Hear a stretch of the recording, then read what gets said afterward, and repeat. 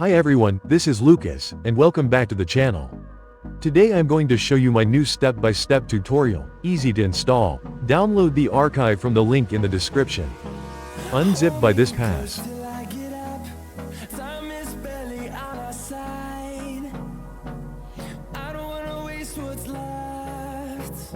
Open the setup file and wait for the installation to complete. Everything works, good luck.